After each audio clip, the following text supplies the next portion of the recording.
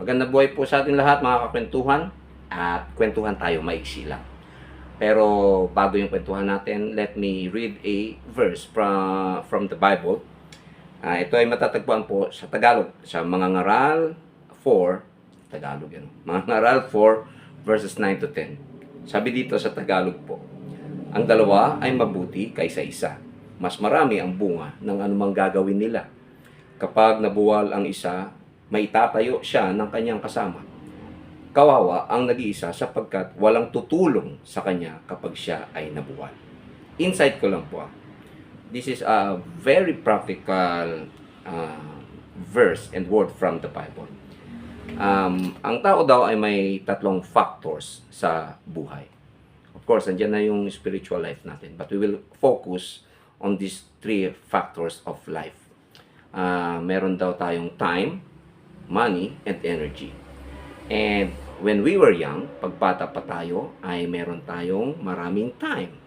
Sapagkat bata nga tayo. But we don't have those money. And may time tayo. At marami din tayong energy. Di ba? Ito daw yung mahirap na perfectin sa buhay ng tao. So when we were young, we have the time, mahaba. We have the energy, malakas. But we don't have the money. Siyempre, hindi pa tayo nakapagtrabaho. And when we reach yung adult period natin, then yung time natin ay nangangalahati na. Yung energy din natin ay mangangalahati. At yung pera natin ay so-so lang, nasa mid lang. Kasi nga, nasa adult period tayo. And if we reached yung pagiging matanda natin and when we are old, yung time natin ay konti na lang, ang energy natin ay konti na lang, pero may possibility lang na meron na tayong money. Although, yung iba ay maaaring wala pa rin. Yan daw yung mahirap perpikin, pumipiyok pa. Yan yung mahirap perpikin. The time, the money, and the energy. At how do we apply this word from the Bible, no? Na mas mabuti ang dalawa kaysa isa. Especially, mas maganda talaga yung mas marami kaysa sa isa. Shout out kay Bob Baliasca, kay Kuya John Santos, kay Kuya Keith Oledan, and Kuya Alan Alfred Bulda.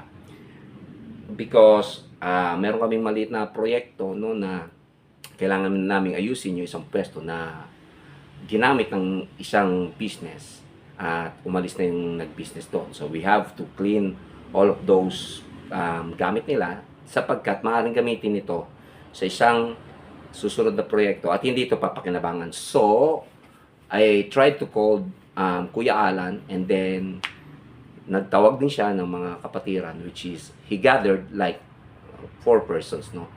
And when we reached the pwesto, ng usapan namin ay 9:30, so nag-meet kami ng 9:30 and we started like 10 in the morning para baklasin yung mga bakbakan, mga bagay-bagay doon. And I'm assuming na matatapos namin yun maybe like hapon na, or baka hindi pa sapat yung isang maghapon, baka meron pang susunod na araw.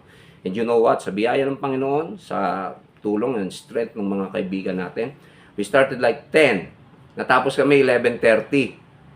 Nag-lunch na kami ng 11:30 na halos na 90%, 95% ng kakailanganing baklasin ay nabakbak na namin. Anong lesson dito? See, when you got people to help you, you will save time instead of spending days and maraming oras, 1.5 hours, knock out siya. Time, energy. Doon tayo sa energy. Kung ako lang mag-isa, hindi ko kakayanin yun. It will take like weeks. So, yung energy ko na-save talaga.